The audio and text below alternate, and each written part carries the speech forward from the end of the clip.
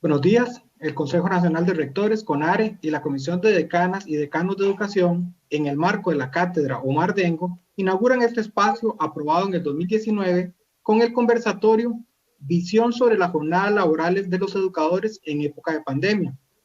Agradecemos a todas las personas que se han conectado a esta actividad académica.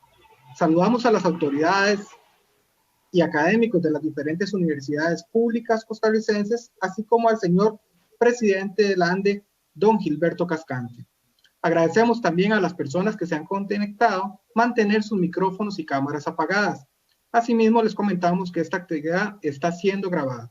Posteriormente, les haremos llegar el video. A continuación, el señor rector del TEC y presidente del CONARE, ingeniero Luis Paulino Méndez Badilla, hará la apertura formal de esta actividad académica y a su vez dará por inaugurada la primera edición de la Cátedra Omar Dengo.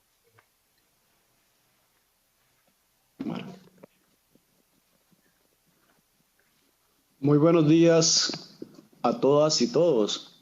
Un saludo especial a los expositores en el foro del día de hoy, señor Gilberto Cascante, presidente de ANDE, señora Heidi León, directora de la Escuela de Educación Básica, Facultad de Educación de la Universidad Nacional, señora Natalia Mora, psicóloga, socióloga, psicopedagoga, investigadora y docente de la Universidad Estatal a Distancia. Un saludo y una felicitación a la Comisión de Decanas y Decanos de Educación por abrir estos espacios de reflexión. Un saludo a todos los que siguen esta transmisión. El CONARE ha impulsado la iniciativa de definir áreas temáticas para cada año, como marco orientador para que las universidades organicen actividades complementarias a su oferta regular. La Comisión de Decanas y Decanos de Educación ha venido interpretando esas temáticas y ha realizado actividades en ese contexto. De esta manera, la Comisión ha desarrollado mesas de trabajo y foros en los últimos años alrededor de estos temas.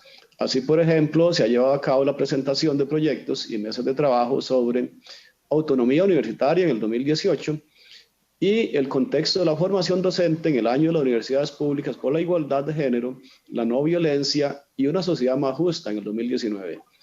Para formalizar estas actividades surgió la iniciativa de constituir la Cátedra Omar Dengo.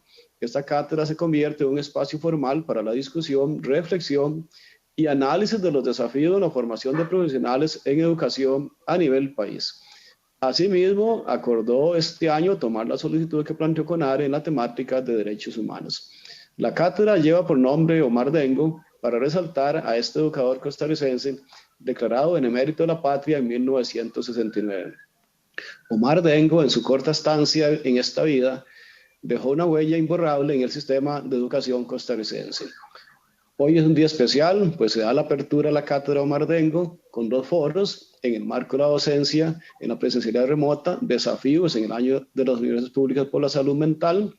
El primer foro será hoy 27 de octubre y tratará del tema visión sobre las jornadas laborales de los educadores en época de pandemia, con la participación del señor Gilberto Cascante, la señora Heidi León y la señora Natalia Mora. El segundo foro será el martes 24 de noviembre y tratará sobre la labor docente en el contexto de la pandemia sanitaria por el COVID-19, experiencias y abordaje, con la participación del señor Efrén González y la señora Hazel Castro. Sin duda, 2 temas de gran actualidad que aseguran el éxito de la actividad. Muchas gracias a la Comisión de Decanas y Decanos de Educación por esta gran iniciativa y desde ya les auguro muchos éxitos. Que disfruten el foro del día de hoy. Queda entonces abierta la Cátedra Omar Dengo. Muy buenos días. Buenos días. Muchas gracias al señor presidente del CONARE. A continuación, el señor Pablo García Delgado, coordinador de la Comisión de Decanos de Educación, explicará la estructura de esta actividad académica y presentará a los especialistas.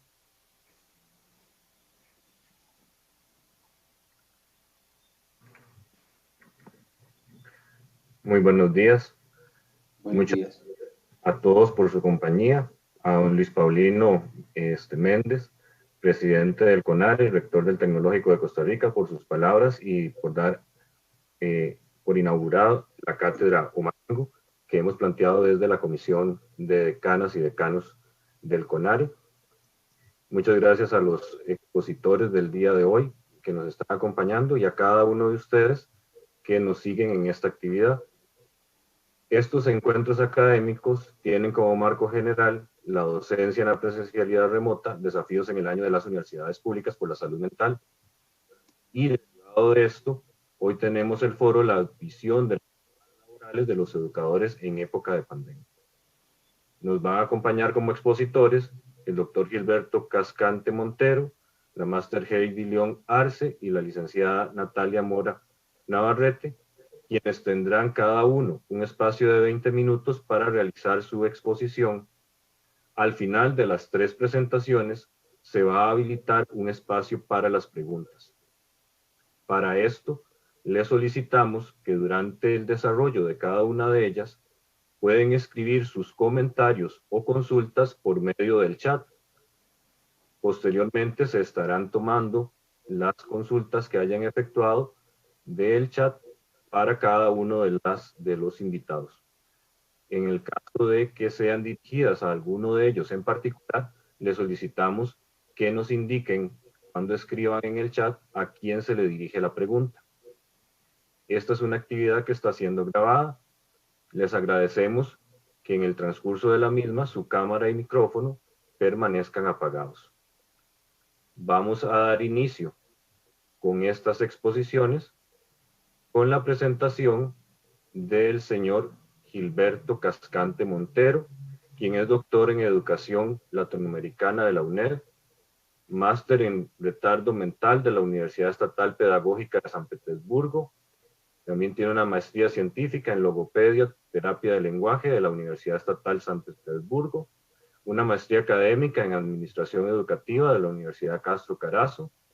Es el presidente de la Asociación Nacional de Educadoras y Educadores, ANDE, del 2013 al 2022, coordinador político del Foro de Presidentes y Secretarios Generales del Magisterio Nacional JUPEMA, coordinador político de la Unidad Sindical, coordinador político del Bloque Unitario Sindical y Social Costarricense, profesor de la Universidad de Costa Rica, la Facultad de Odontopediatría, director de la Facultad de Preescolar, Universidad Magíster, y asesor nacional de audición y lenguaje del Departamento de Educación Especial del Ministerio de Educación Pública. Sin más, le dejamos la palabra al señor Gilberto Cascante. Bueno, muy buenos días. Un saludo realmente a todos y todas, al señor rector, al director del CONARE y rector del Tecnológico, a los participantes acá. Yo creo que para la Asociación Nacional de Educadores y Educadoras es un verdadero honor poder participar el día de hoy. Así que un saludo también a cada uno de los estudiantes y participantes del día de hoy. Para mí es muy importante esta temática porque también no solamente aborda la parte educativa, sino que aborda también la parte humana, pero muy importante la parte política. Yo creo que algunos y algunas de ustedes tenemos que entender que definitivamente la Asociación Nacional de Educadores y Educadoras ha venido a través del movimiento pedagógico alternativo tratando de hacer más político lo pedagógico y más pedagógico lo político, que significa de ser más humanos en este momento de pandemia, cuando definitivamente estamos perdiendo una serie de derechos laborales todos los trabajadores y trabajadoras del Magisterio Nacional. Tal vez ponemos la presentación para que quede mucho más fácil para los compañeros irme siguiendo. Y creo que sería importante que ustedes conozcan algunos de los aspectos importantes que durante este 2020 hemos tenido que cambiar de acuerdo a la situación que hemos venido enfrentando con respecto a la pandemia. ¿Se ve la pantalla? No sé si la observan, yo no la veo.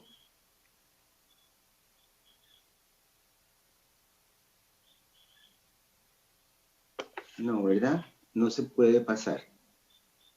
Sí está, sí está.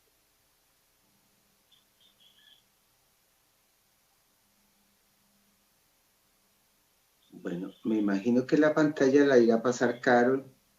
En algún momento se podrá ver, porque la pasan ahí mismo desde... Y si no, pues vamos iniciando. Bueno, en Costa Rica la educación a distancia se implementó a partir del 17 de marzo del 2020 y ya se anunció de manera oficial que no se retomará en la presencialidad. les voy a contar un poco.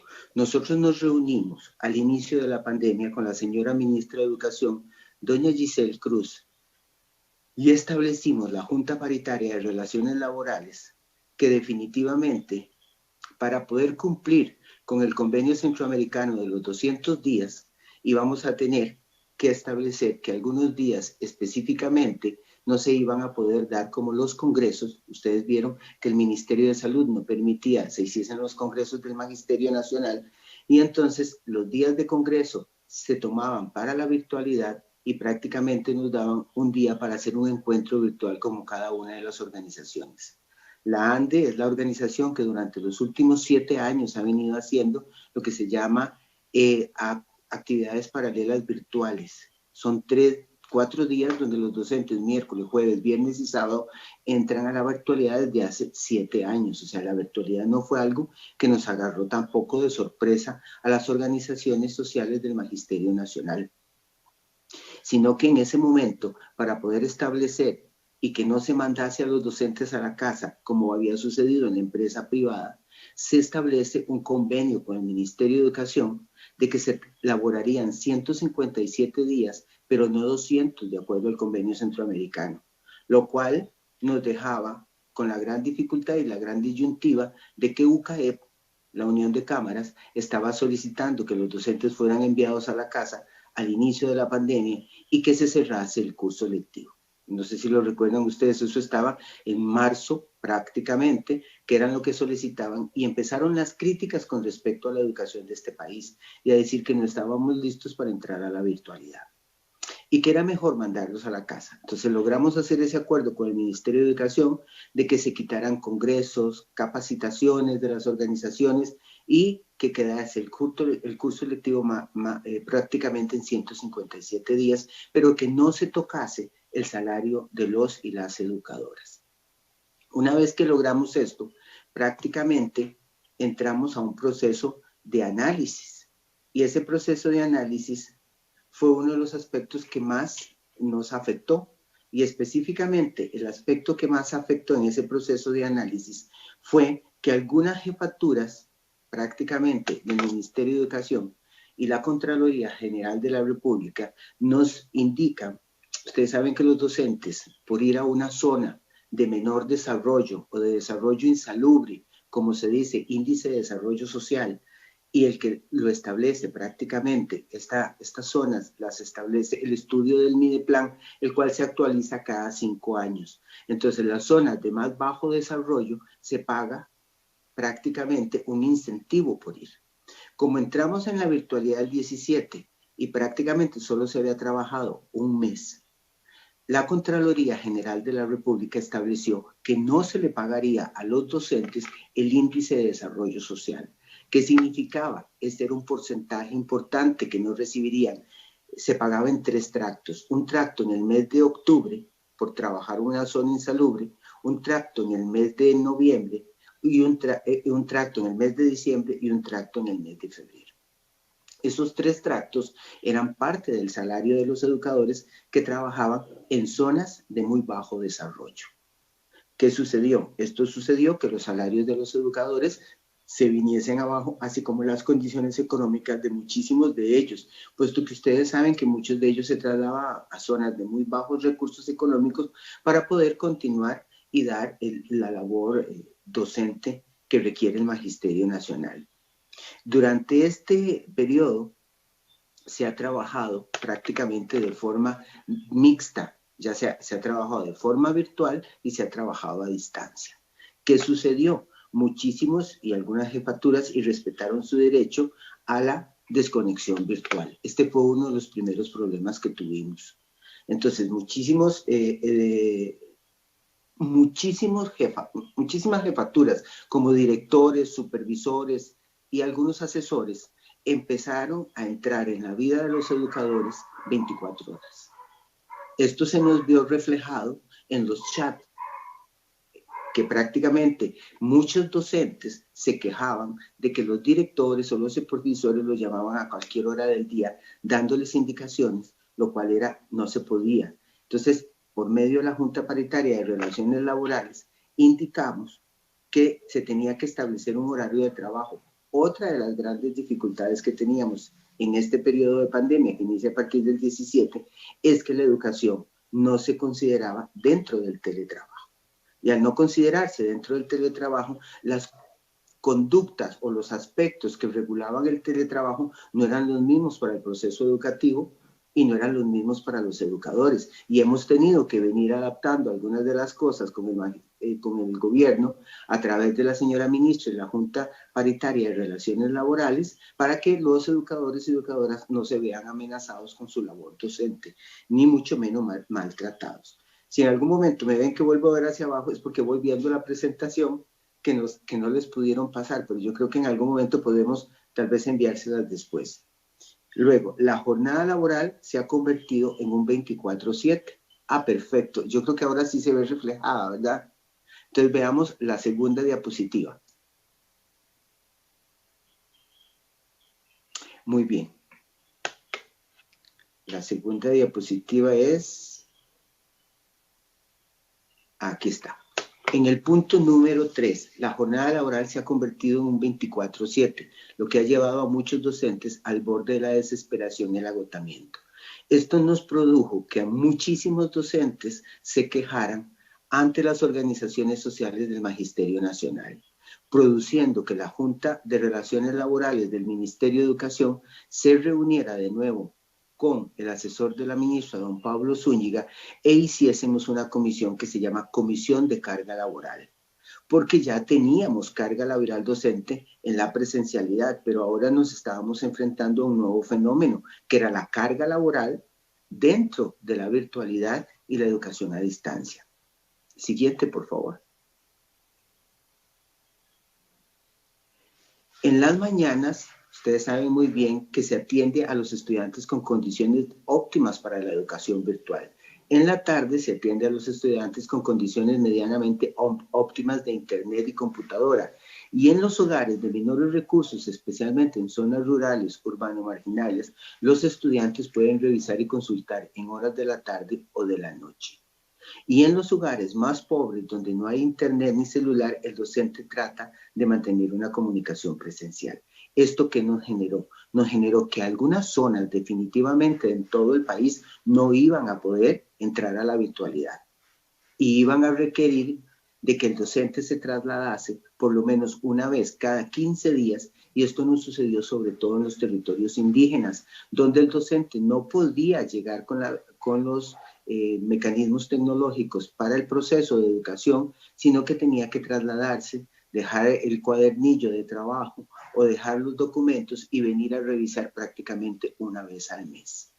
Pero todavía más se agravó en que muchísimos de las familias no contaban con el instrumento tecnológico para poder recibir la información. Y por eso se buscó que el Ministerio de Educación hiciese algunos convenios con el ICE para poder dar una mejor cobertura, lo cual al día de hoy hemos tenido gran dificultad para que el Ministerio de Educación dote de los implementos necesarios para el proceso de virtualidad. Entonces seguimos en condiciones donde algunos centros educativos no cuentan con una red, no cuentan con la velocidad que se requiere, no cuentan con computadora, no cuentan además con los instrumentos tecnológicos para que el docente pueda ofrecer su servicio de la manera más óptima. Entonces se establecieron las direcciones regionales como un apoyo, pero aún así son insuficientes, ya que en algunas regiones tampoco se cuenta con todos los recursos tecnológicos para este proceso. Siguiente.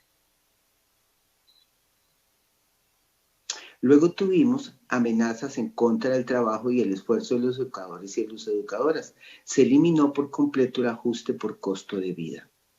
Como ustedes saben, desde el inicio del curso lectivo hemos venido recibiendo ataques por parte de las cámaras de que ellos tuvieron que recortar a un gran número de trabajadores y trabajadoras de los sectores privados para poder sostenerse en este periodo de pandemia, mientras que el Ministerio de Educación lo que dejó cesado fueron solamente a 3.000 personas. Cuando hablamos solamente a 3.000 personas, tenemos que entender si 3.000 personas suena mucho, pero es una planilla de 98.000.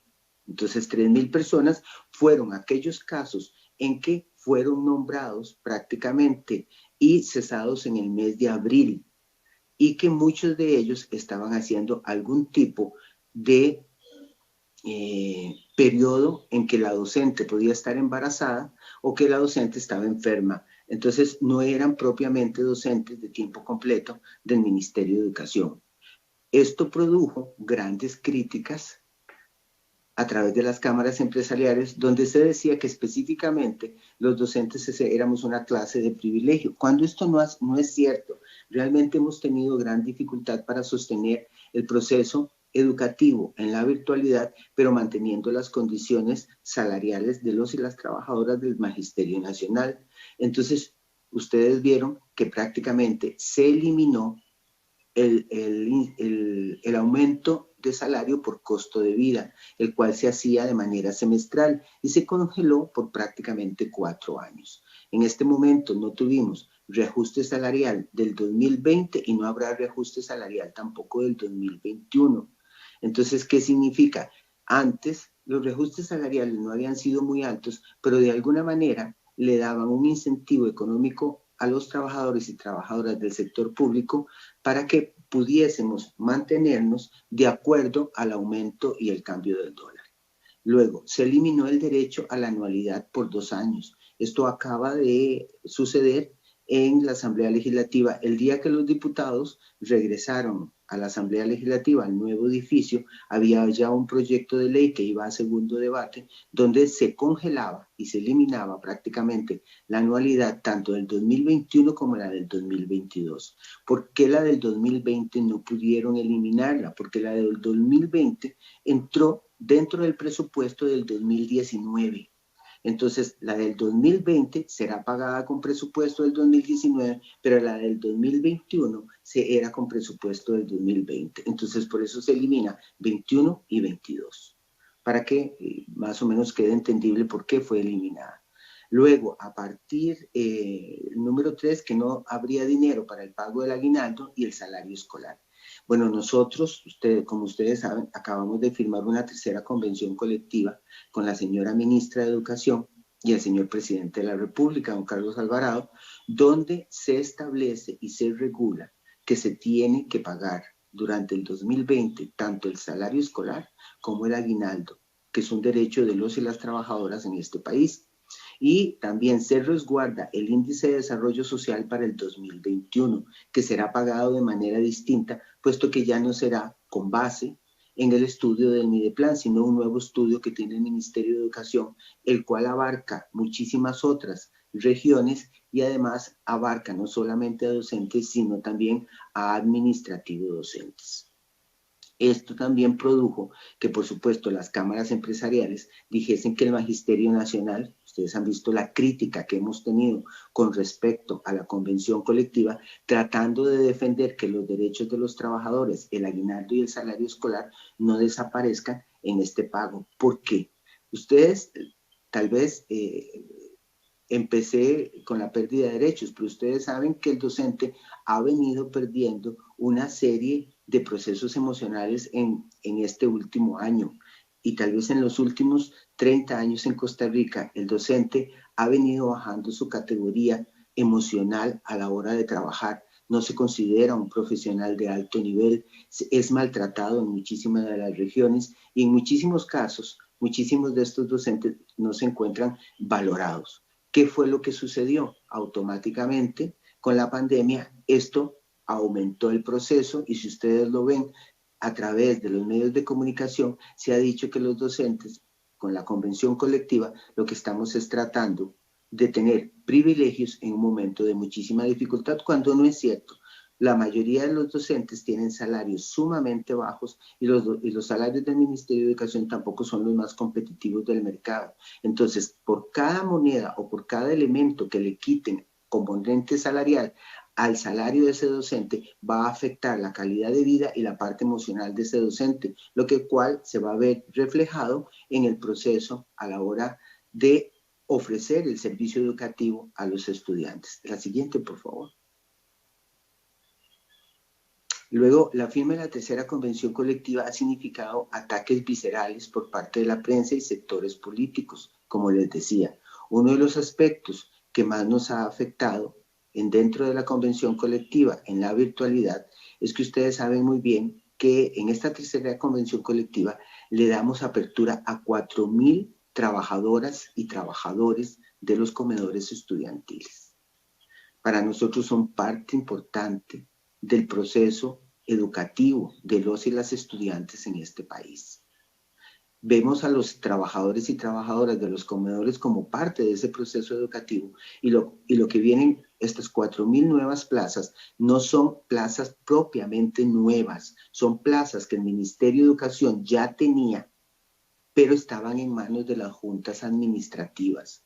Y por las dificultades con que la junta administrativa, valga la redundancia, administra estos dineros, hemos visto que muchas de estas trabajadoras son eliminadas en el mes de diciembre y son recontratadas en el mes de febrero para no pagarles enero o febrero. Y muchas de ellas no vuelven a ser recontratadas dependiendo del estado emocional, si me cayó bien o me cayó mal a la Junta Administrativa. Entonces, se habló en la Comisión de Junta Paritaria de la posibilidad de que pasaran a ser parte de la planilla del Ministerio de Educación y que esos dineros no fuesen más depositados en las juntas administrativas y pasen a ser parte de la planilla con los derechos que tienen los y las trabajadoras del Magisterio Nacional, como son las vacaciones, como son la Semana Santa y una serie de derechos laborales que tienen los trabajadores en este país.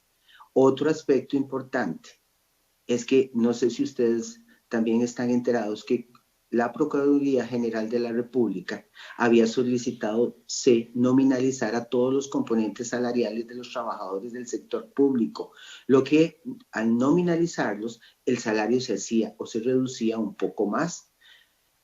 Este proceso, como ustedes saben, se paga el salario a los docentes y a todo el sector público a través de un programa de informática de Hacienda que se llama Integra 2.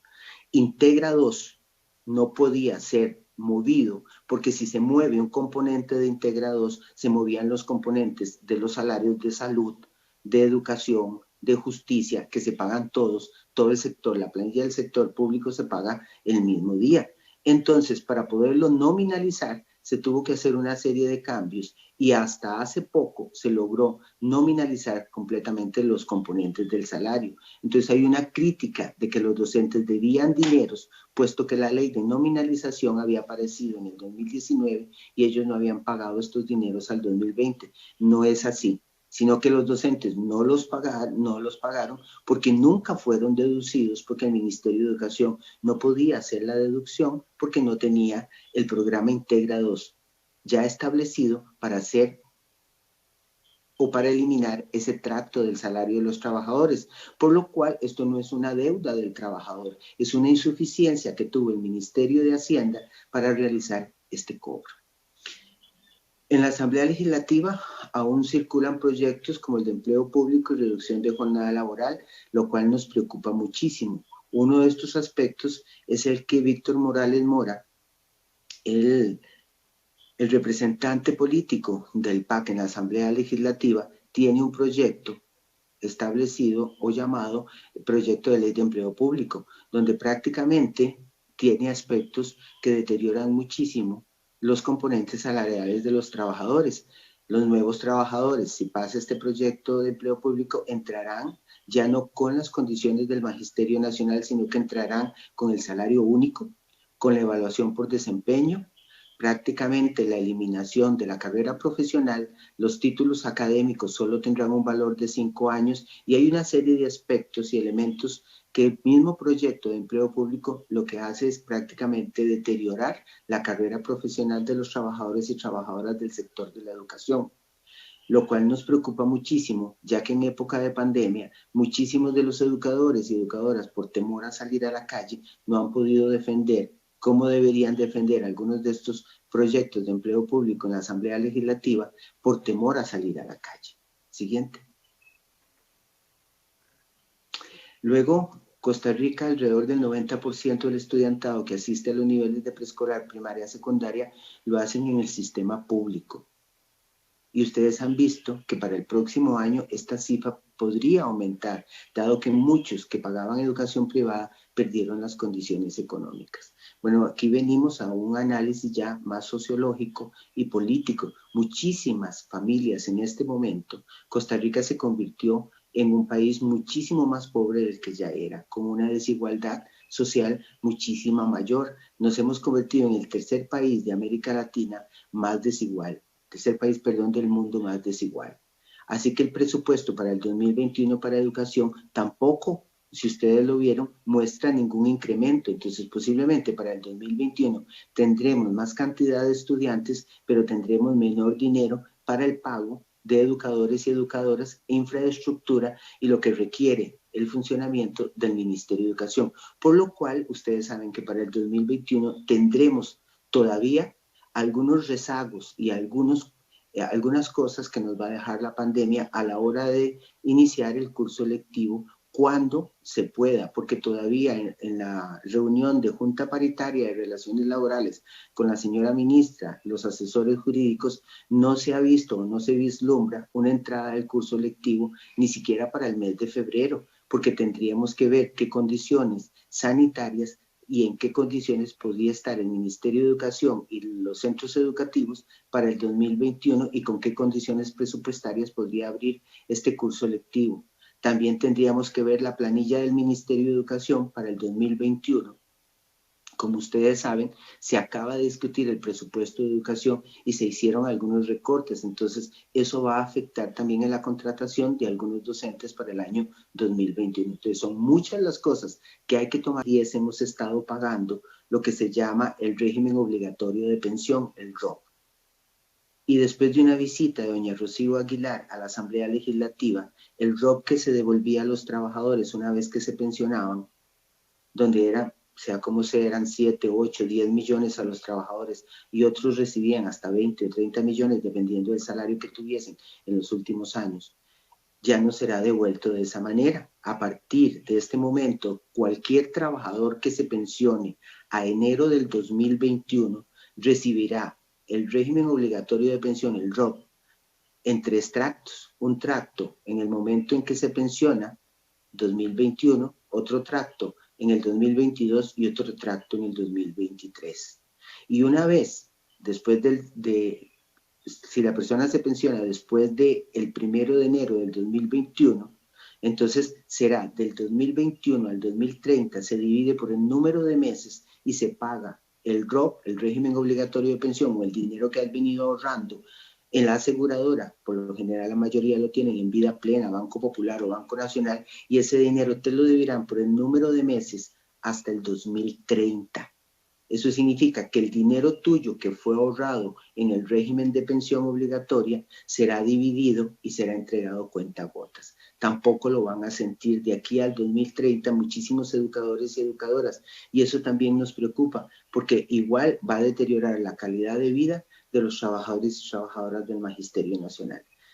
Bueno, la situación no es fácil, la situación es difícil. El Magisterio Nacional ha sido siempre la cabeza y le ha dicho al pueblo de Costa Rica por dónde vienen las dificultades sociales de este país. Y ustedes han visto, el magisterio ha sido muy valiente desde la huelga del 2018, donde les dijimos el proyecto fiscal no alcanzaba y no nos hicieron caso.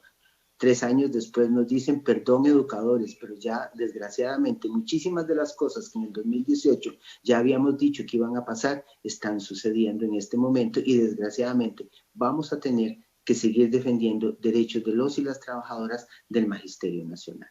Muchísimas gracias. No sé si me quedé en los 20 minutos o me pasé. Estamos ahí, exacto. Muchísimas gracias. Muchas gracias a don Gilberto. Y vamos a pasar con la presentación de la señora Heidi León Arce. Ella tiene una maestría en Pedagogía en Diversidad de los Procesos Educativos. Es académica e investigadora de la Universidad Nacional y profesora de Educación Especial. Actualmente se desempeña como directora de la División de Educación Básica del Centro de Investigación y Docencia en Educación, CIDE. Tiene experiencia como investigadora en diferentes proyectos de extensión, investigación y docencia. y ha participado en diferentes comisiones de acreditación, trabajos finales de graduación y coordinadora de la carrera de Educación Especial. Actualmente es la coordinadora por el CIDE en la red de escuelas asociadas a la UNESCO. Sin más, lo dejamos con la máster Heidi León. Bueno, buenos días. Nada más quisiera hacer la consultita de que si se ve la presentación. Don Pablo. Sí, sí se gracias. ve. Bueno, buenos días a don Luis Paulino, don Gilberto Cascante, doña Ana Lorena, autoridades que nos acompañan hoy, académicos y académicas de las diferentes instituciones del país y estudiantes en general que nos acompañan. Agradezco profundamente la invitación a compartir con ustedes pues algunas reflexiones a partir de las experiencias vividas como docente, como directora en este momento de la unidad académica y como ser humano, pues hemos vivido definitivamente experiencias diferentes al enfrentar estos nuevos escenarios, ¿verdad? Estos escenarios bastante complejos e inciertos derivados de la pandemia, el COVID-2019. Algunas reflexiones que quiero compartirles hoy precisamente son de las diferentes comunidades y de los diferentes profesionales de la educación en todas las modalidades, con el único fin de contribuir en los procesos de formación de nuestros estudiantes. Yo voy a dar esa voz de la universidad, esa voz sobre todo de la Universidad Nacional, con relación a estas experiencias que hemos vivido a través de la pandemia. Empezaré pues esta participación y me encantaría, voy a describir una imagen que tengo acá en una de las diapositivas, donde la imagen contempla algunas fotos sobre sesiones que tenemos a distancia, que ahora, si ustedes saben, ¿verdad? Es lo común vernos sobre una pantalla, como estamos haciéndolo hoy. Tengo algunas imágenes que comparto también en este, es como un collage en realidad, una imagen de un radio WhatsApp de La Chica y la Trocha, donde hemos tenido pues que redireccionar algunos objetivos de proyectos y bueno, tenemos que llegar a las comunidades de alguna manera, si no lo podemos hacer en físico, tenemos que llegar a través de otras estrategias creativas, a través de documentales, de proyectos, de videos, etcétera, ¿verdad? Entonces quisiera pues, ¿verdad? Revisar esta foto, observarla y ver un poco cuál es la dinámica nuestra de trabajo en este momento, con estudiantes y en comunidades. Muy bien.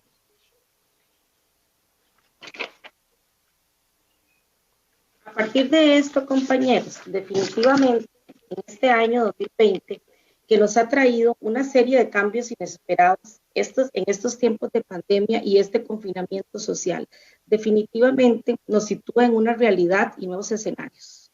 Las universidades no han estado ausentes de estos cambios y estos nuevos escenarios en las prácticas cotidianas, en nuestras formas de relacionarnos, en las medidas sanitarias básicas para la convivencia, así como esta situación económica.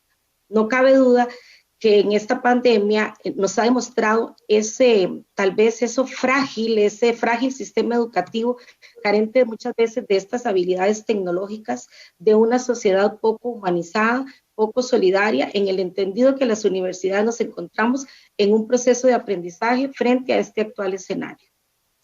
En la Universidad Nacional, pues el teletrabajo, como decía don Gilberto también y lo mencionaba en su presentación anterior, se ha convertido en una opción para contribuir brindando los servicios a los estudiantes en las diferentes partes del país.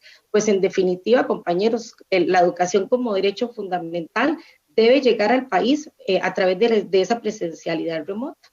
¿Cómo estamos entendiendo esa presencialidad remota en este momento? Pues yo aquí logré revisar una definición que me pareció muy interesante, entendida como la posibilidad de participar en todos estos procesos educativos desde lugares geográficamente distribuidos, sincrónicos y asincrónicamente. Esta es una definición de CONSACA en un acuerdo 045 de este año 2020. Qué interesante, ¿verdad? Cómo hemos pasado de una presencialidad física con nuestros estudiantes en las aulas a una presencialidad remota. En este nuevo escenario educativo, pues nos lleva al personal académico, así como al estudiantado, a realizar una serie de ajustes en los procesos de mediación pedagógica e ir al ritmo vivo de las nuevas tecnologías educativas. Definitivamente ha sido un reto para nosotros y coincido con lo que decía don Gilberto, lo conocíamos sobre las tecnologías de la comunicación, pero tal vez no estábamos ejecutando, no estábamos haciendo ese trabajo directamente en la práctica en las aulas. Puedo decir con mucha certeza que es impresionante la incansable acción que hemos desarrollado los educadores y educadoras del país y a la hora más bien de abordar estos procesos de enseñanza y aprendizaje y dar seguimiento a todas las necesidades del estudiantado. Y no solo las necesidades del estudiantado, también las necesidades de todas las familias del país, ¿verdad? El educador ha hecho un esfuerzo sobrehumano para llegar a todos los estudiantes en las condiciones que cada uno de ellos tenga. Más adelante voy a dar algunos datos importantes. Es claro que las universidades estamos enfrentando un escenario diferente donde toda la situación de esta pandemia nos ha llevado definitivamente a pensar en un nuevo enfoque del aprendizaje, de la metacognición y del aprender a aprender. Antes del COVID ya nos encontramos inmersos en un proceso de cambios, ¿verdad? Había muchos cambios, no obstante, al enfrentar la situación que actualmente enfrenta el país, pues hemos tenido de alguna forma excepcional que hacer cambios en el aprendizaje de una forma casi que obligatoria, ¿verdad? En un tiempo en realidad, en muy poco tiempo, ¿verdad? Durante estos 8 meses.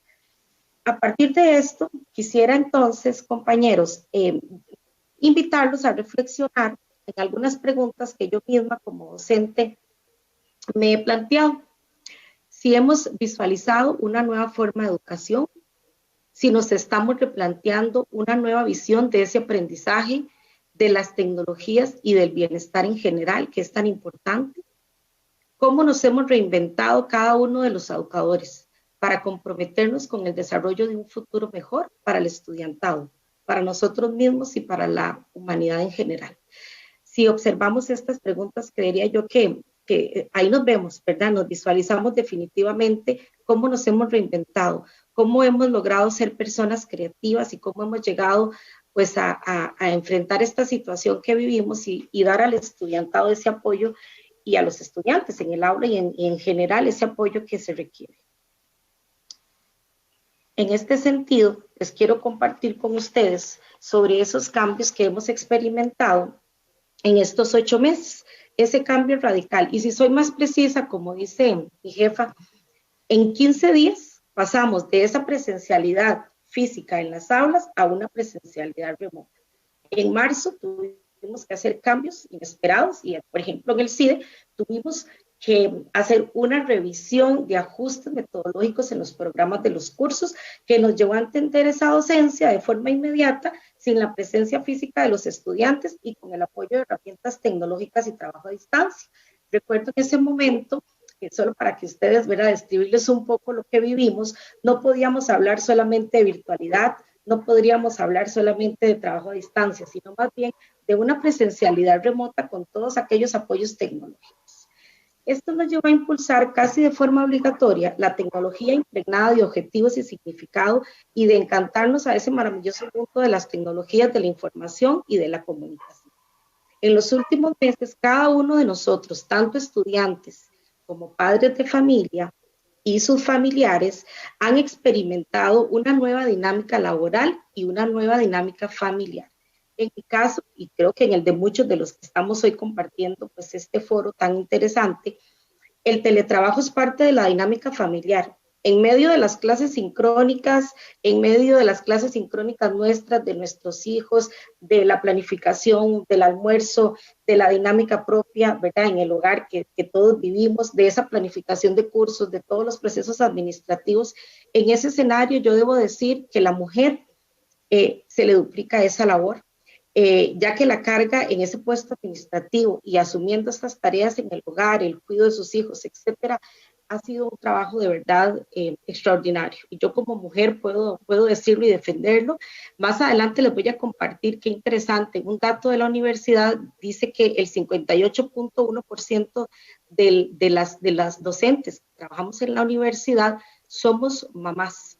Imagínense entonces en esta época de pandemia, como decía don Gilberto, ese trabajo que se ha duplicado, ¿verdad? En 24/7 en este sentido. Ustedes probablemente coincidirán conmigo en que nuestros académicos, nuestros estudiantes y las familias han demostrado una energía, un compromiso y una flexibilidad ante la necesidad de optar por una educación remota.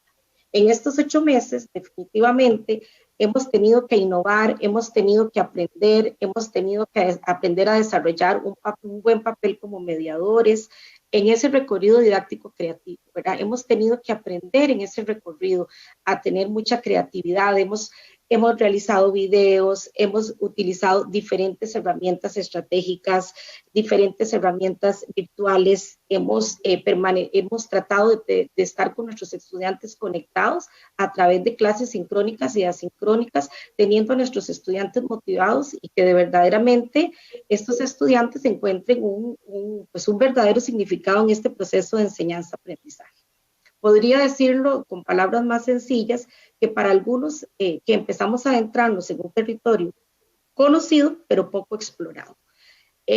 Porque creo definitivamente que nos resistimos a la no presencia física de nuestros estudiantes en las aulas universitarias.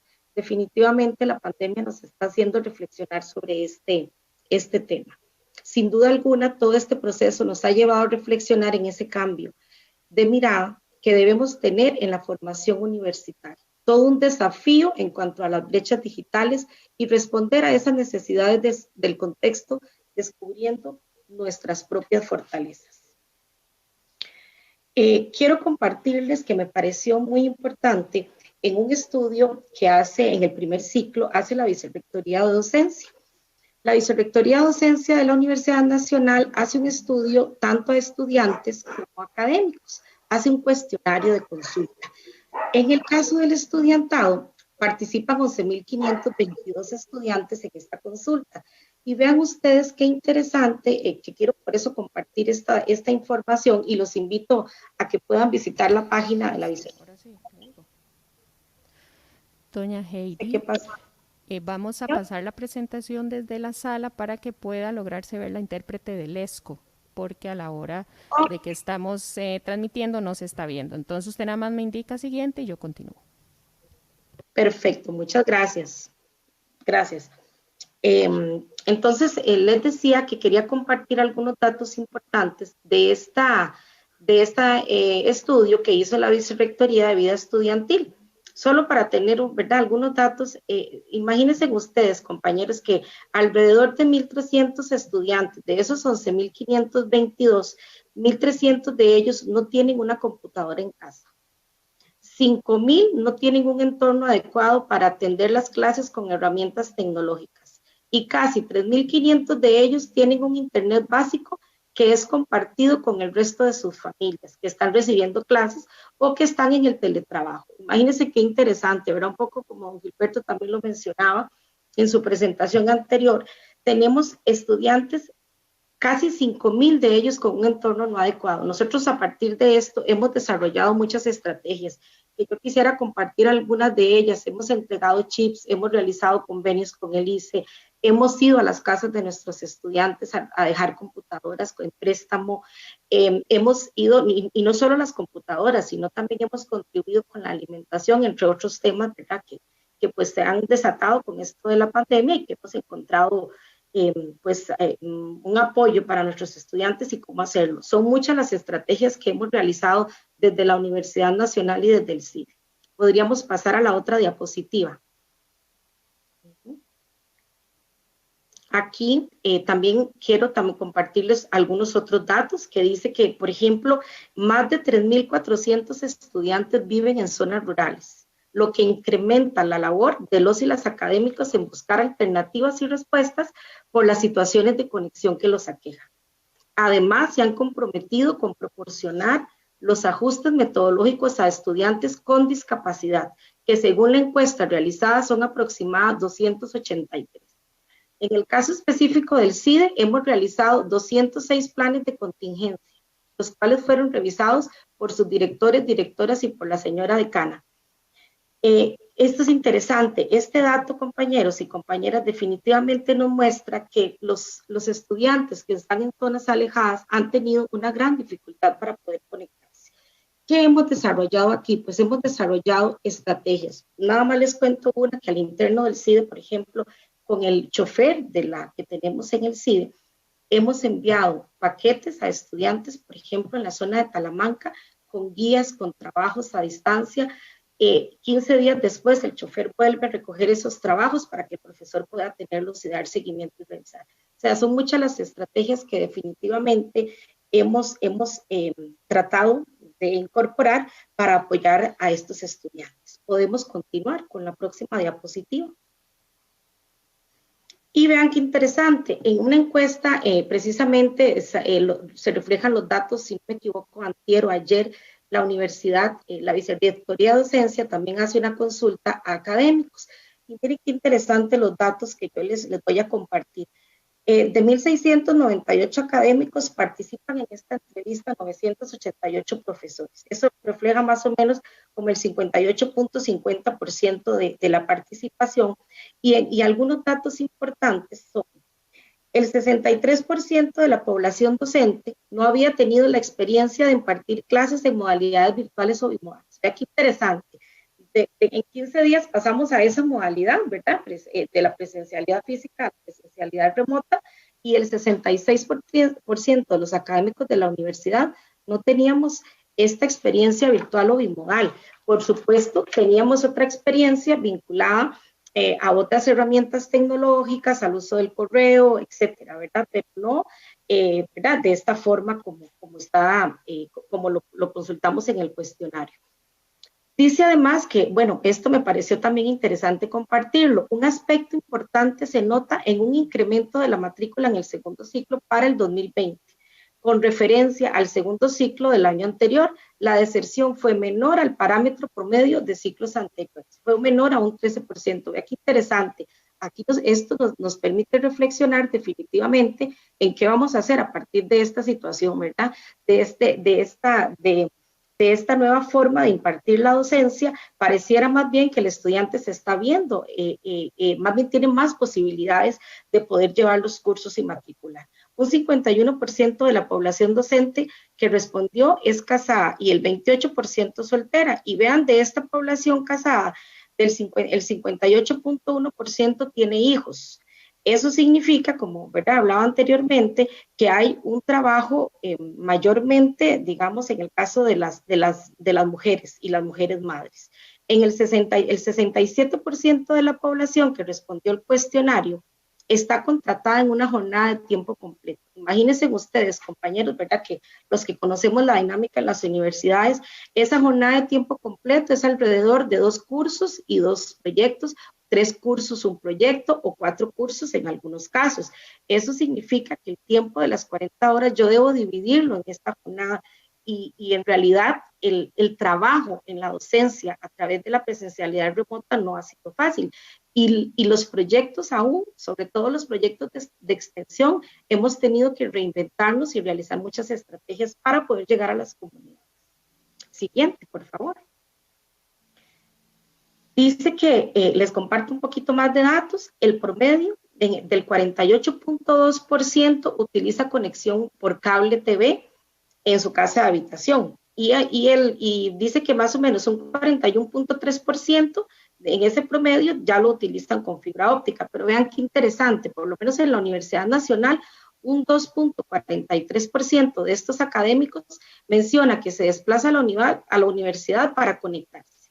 O sea que todavía vemos que también nuestros académicos están teniendo pues algún problema con la situación de conectarnos.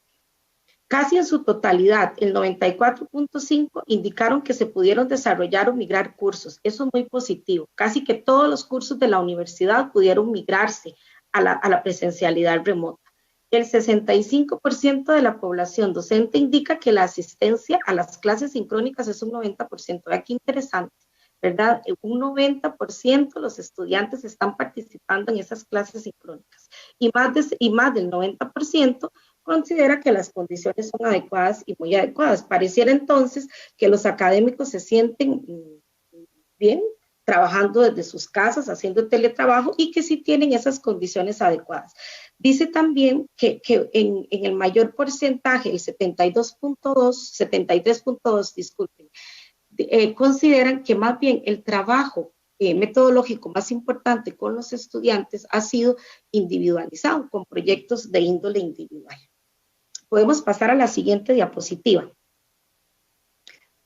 Y propiamente, que también es importante el tema, en cuanto a la salud mental y física, miren ustedes, el 54.3% ha presentado cambios en los patrones de sueño, 48.5% han tenido trastornos de ansiedad, síntomas de depresión, etcétera, ¿verdad? Y ahí vienen algunos datos que muestran eso. ¿Qué nos dice esto de alguna manera? Que definitivamente la universidad tiene que trabajar en el área de la salud mental y física, porque nosotros los académicos, el estar tantas horas en la computadora, sin movimiento, a través de un monitor, entre otras cosas, pues no nos ha permitido, o más bien nos ha venido a cambiar esos patrones de sueño, de ansiedad, de síntomas de depresión, entre otros casos. Un 64% de ellos afirma que las actividades familiares en teletrabajo no obstaculizan el rendimiento a la docencia. Entonces, ven qué importante, pareciera que a pesar de esto, los académicos de la universidad lo ven de una forma muy positiva. No existe una preferencia en una docencia, solo presencial o solo remota. Ven qué interesante también.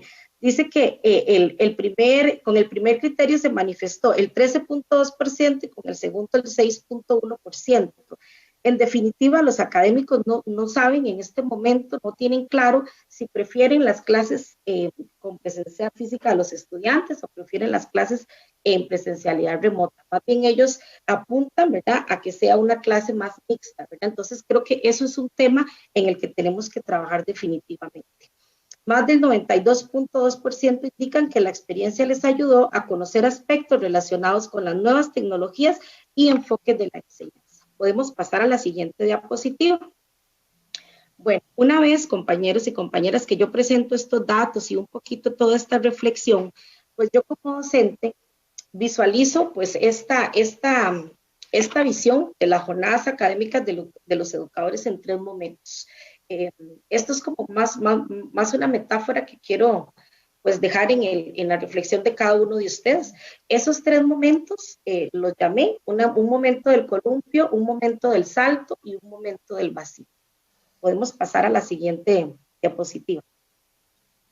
En esta diapositiva, pues en ese momento del columpio, yo aquí adjunto una foto. En la foto aparece un columpio, definitivamente, ¿verdad? Una sillita esta donde nosotros nos mecemos. Y pues en este momento, pues lo llamo columpio porque puedo asociar este término con arriesgarnos, con lo incierto, con eso inesperado, con esa sensación de susto, de vacío, hacia dónde vamos. Cuando miro esta foto, me la imagino en esos 15 días y unos meses, en el periodo del ciclo anterior, donde hemos vivido cambios, temores, hemos tenido diversas instrucciones, hemos tomado decisiones, hemos tenido que realizar muchos ajustes metodológicos. Me atrevería a decir que no todas las universidades han experimentado un cambio tan abrupto. Algunas ya tenían sistemas de colaboración e infraestructura más fuertes, más consolidados. En nuestro caso, la Universidad Nacional, específicamente el CID, centro en el cual formo parte, hemos intentado asumir de una forma muy comprometida esa entrega a la docencia. Esa entrega mostrando una anuencia a esa adaptación y a esas capacidades y el trabajo en equipo. Aquí pues digo nada más, saltan algunas preguntas, ¿qué herramientas utilizo? ¿Será la virtualidad? ¿Serán estrategias en la presencialidad remota? ¿Será lo mismo virtualidad que presencialidad remota? ¿Qué hago con mis estudiantes que no pueden conectarse al internet? Entre otros. Como universidad nos centramos en resolver problemas de conectividad. En ese momento nos centramos en resolver problemas de conectividad, que era lo que necesitábamos. No estábamos indagando en nada más, solamente resolver y cómo llegar a nuestros estudiantes. En el momento 2, que lo llamo, podemos pasar a la diapositiva siguiente. En el momento 2, que lo llamo, siguiente, esta es una foto para ilustrar el trabajo que hacemos. Es una foto a través de la computadora con varios estudiantes. En este caso es el proyecto de habilidades blandas de la División de Educación Básica con estudiantes con discapacidad, que trabajamos también de forma virtual y llegamos a todo el país. Entonces quería compartir esa foto. Pasamos a la siguiente. Entonces, en la siguiente es el momento del salto. ¿Qué pude visualizar en este momento? ¿Cómo lo llamé? Bueno, tengo esta imagen, una persona que quiere saltar, ¿verdad? En un columpio. Pienso, ¿verdad? Cuando veo esta imagen, es justo el momento en que pensaría que iniciamos en ese segundo ciclo, en agosto. Para este ciclo considero yo que ya nos sentíamos un poco más seguros, fue un momento menos tenso, un momento menos de temor, pero ya en ese momento nos estábamos preguntando, bueno, ya tenemos los estudiantes conectados, ya entregamos los chips, ya tenemos computadora, los estudiantes tienen computadoras, etcétera, pero ahora sí, ¿cómo vamos a evaluar? ¿Qué sigue? ¿Cuáles son esos procesos que siguen? ¿Cómo tomamos las mejores decisiones para poder valorar que esa clase en la modalidad presencial remota, tanto sincrónicas como asincrónicas, se puedan implementar nuevas estrategias? Entonces, creo que aquí es donde para algunos la estrategia ha sido positiva, porque tanto por las características geográficas y los recursos disponibles que nosotros, ¿verdad?, en este proceso hemos tenido que llevar esta tarea a los estudiantes, creo que desde aquí se nos ha complejizado un poco pues esa labor.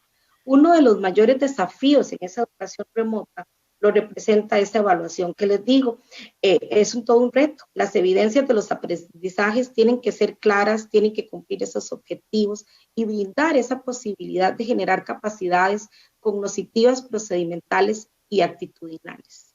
Durante estos meses, los académicos hemos realizado ajustes metodológicos, hemos coordinado nuevas formas de evaluación, hemos diversificado las formas de acercarnos al estudiantado utilizando una serie de recursos virtuales. Ofrecemos debates, trabajos en grupo, videos, análisis de casos, así como cambios bastante creativos en la ejecución de proyectos de extensión y de investigación que han tenido que replantear sus objetivos y su metodología de trabajo con las comunidades. Hemos utilizado aquí herramientas, creo que esto es para todos, las herramientas como el Teams, el Meet, el Zoom, el Skype, el correo, el WhatsApp, entre otras estrategias virtuales que hemos ido utilizando. Y finalmente pasamos al momento del vacío. Podemos pasar la diapositiva. Pues en ese momento del vacío yo traigo una imagen. Es como un túnel y una persona caminando y al final del túnel hay una luz. Me parece una imagen extraordinaria, me encantó. Esta imagen se relaciona, pues definitivamente, con ofrecer esas nuevas formas, nuevos caminos, nuevas oportunidades, ese renacer, ese descubrimiento. Ahora si nos lanzamos, cambiamos y nos reinventamos. A partir de estos procesos y todas las experiencias vividas desde la presencialidad remota, hoy nos encontramos en un proceso de reflexión sobre lo aprendido durante estos 8 meses, con el fin de lograr experiencias de aprendizaje mediado y de esta manera podamos impartir la educación en entornos tanto físicos como virtuales. Nos queda muy claro que la tecnología es una parte elemental para reflexionar en esta modalidad de entrega a la docencia. Definitivamente, creo que es una responsabilidad de contribuir a generar cambios en un proceso de enseñanza-aprendizaje tradicional a la docencia virtual. Podemos pasar a las últimas diapositivas y finalmente quiero compartir con ustedes algunas reflexiones que me parecieron importantes a partir de todo este trabajo que hemos realizado. Como efecto de la pandemia, se reconoce que para la enseñanza en la educación superior es indispensable la actuación obligatoria de parte del personal docente en nuevas herramientas tecnológicas para ser utilizadas durante las clases que impartimos. No existe una opinión definitiva en cuanto a la preferencia de la docencia, solo presencial o remota. Los y las docentes se decantan por una docencia mixta. En esto tenemos que trabajar fuertemente, compañeros, compañeras. En cuanto a la salud mental y física, se requiere un acompañamiento por parte de salud laboral y otras instancias universitarias. Algunas herramientas, talleres, sesiones grupales, no debemos descuidar nuestra salud mental y física. Según el criterio del personal docente, las actividades que mejor han funcionado para promover el aprendizaje son la elaboración de proyectos individuales. Aquí un poquito me preocupa porque de alguna manera pues siempre el trabajo en equipo es importante, pero pareciera en este momento que como es la estrategia más funcional en la presencialidad remota. Podemos pasar a la siguiente. Dice que nuestro mayor desafío definitivamente es planificar la reapertura de los centros educativos. Tenemos que trabajar en cómo vamos a estar de nuevo en nuestros centros educativos, brindando salud, seguridad, equidad, aprendizaje de calidad, apoyados por la tecnología, así como replantearnos la educación presencial en las aulas universitarias y la educación virtual, sin que esto obstaculice el impacto social y pedagógico de los educadores, quienes hemos utilizado la tecnología para mantenernos en contacto con nuestros estudiantes, nuestros compañeros de trabajo y nuestras familias. Tenemos una responsabilidad con esta educación del futuro. La pandemia efectivamente vino a exponer nuestra incapacidad sistémica para optimizar el uso de las tecnologías de la información y la comunicación y garantizar un aprendizaje real para nuestros estudiantes, como la equidad, el bienestar y el aprendizaje significativo. Pasamos a la siguiente. Ya casi termino. Hoy más que nunca debemos precisar los contextos familiares de nuestros estudiantes y los de nuestros académicos. Es importante conocer las condiciones de alimentación, de espacio y de bienestar social. No puede ser solo llevarnos la computadora, tenemos que conocer qué está necesitando nuestro estudiante, ¿verdad? Doña Heidi, tiempo. ¿Puedo terminar? Que ya me queda la última. Rapidito, sí. Gracias. El docente debe planificar, monitorear y hacer una evaluación oportuna y efectiva. Es el tiempo en que debemos demostrar conformar comunidades de aprendizaje. Solamente, nada más termino con una, podemos pasar a la siguiente diapositiva. La siguiente. Esas, nada más termino para reflexionar un poquito, y esto es parte con una frase de mi compañero Pablo Chaverri, y esto es parte de lo que la pandemia del coronavirus nos ha recordado, que somos seres frágiles y dependientes, y que sin el esfuerzo compartido de las sociedades, la tenemos mucho más difícil para sobrevivir y para desarrollar nuestras capacidades. Muchas gracias. Más bien, discúlpenme los 2 minutitos que creo que me pasé. Gracias.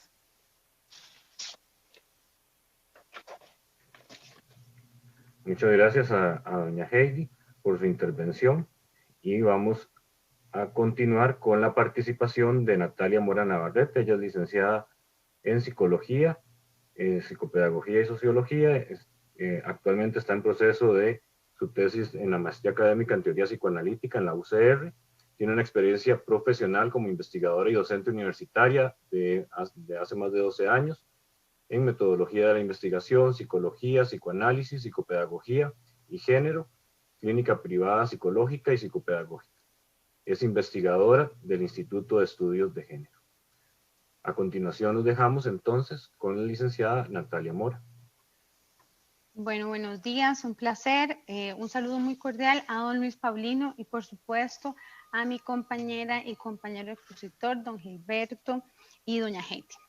A mí me gustaría iniciar indicando que la UNED tiene características muy distintas al resto de las universidades. La UNED, decía doña Heidi, ¿verdad?, que la tecnología resultaba conocida pero poco explorada, ¿no? En el caso de la Universidad Nacional no es lo que sucede en la UNED, ¿verdad? La UNED, este camino es muy conocido y muy explorado, lo que por supuesto hace una diferencia radical en estos momentos de pandemia con las decisiones que se han tenido que tomar, porque la UNED resulta un lugar de asesoría y experiencia, ¿verdad?, para el resto de las comunidades educativas, ya sea de educación superior, educación formal, educación no formal, ¿no? Educación primaria, educación secundaria. Tenemos muchísima experiencia y además, por supuesto que este acercamiento que se tendría que dar o se puede dar entre una universidad donde la tecnología es un poco más nueva, ¿verdad? Eso no pasa en la UNED. En la UNED pasa todo lo contrario, ¿no? La exploración tiene muchísimos años, la experiencia tiene muchísimos años y por supuesto que los diferentes compañeros de las diferentes escuelas tienen ya la tecnología como parte transversal del trabajo que realizan, ¿no? A mí me gustaría indicar que mi exploración con respecto a la temática que se va a realizar, por supuesto, es desde una perspectiva de género, ¿no? Y quiero compartir un poco el trabajo que hemos desarrollado desde el Instituto de Estudios de Género de la UNED, en conjunto con los diferentes las diferentes escuelas y departamentos que tiene la UNED con respecto a esta temática en el COVID. Entonces me gustaría iniciar un poco con esta imagen que ven acá. Esta imagen es de la encuesta nacional del uso del tiempo. Esta encuesta duró bastantes años en poder darse, ¿verdad?, por parte del INEC, y resulta del trabajo de más de 20 años de mujeres muy esforzadas de diferentes instituciones nacionales que generaron como un resultado final. Dentro de ellas está la directora del Instituto de Estudios de Género, Rocío Chávez. Mira, esta comisión sigue reuniéndose en la actualidad y seguimos de alguna forma trabajando para explorar este tipo de condiciones. A mí me gustaría iniciar con lo que tenemos tal vez, que es una definición de la doctora Mercedes Pedrero de la UNAM, que habla un poco de qué es un trabajo doméstico no remunerado, ¿no? Y ella lo que indica es que es el esfuerzo físico y mental que tiene por resultado la transformación de un bien o la realización de un servicio, sin importar quién lo realice. Esto es, si se puede delegar a alguien más, ya sea por productos reemplazados de mercado o servicios remunerados, ¿no? Ella hace siempre, propone un ejemplo, ¿verdad? Y ella dice, no es lo mismo tener un pollo en la refrigeradora, ¿no?, que un pollo servido en la mesa cocinado, ¿verdad? Entonces, en estos momentos, tal vez porque ejemplifico de esta manera, en estos momentos donde las mujeres están en casa, y si pensamos en las mujeres docentes, ¿verdad?, tienen muchísimas más tareas y trabajo que realizar, ¿no? Que, así lo mencionaba doña Heidi también, ¿verdad?, se han vuelto una mayor carga bajo un mismo espacio.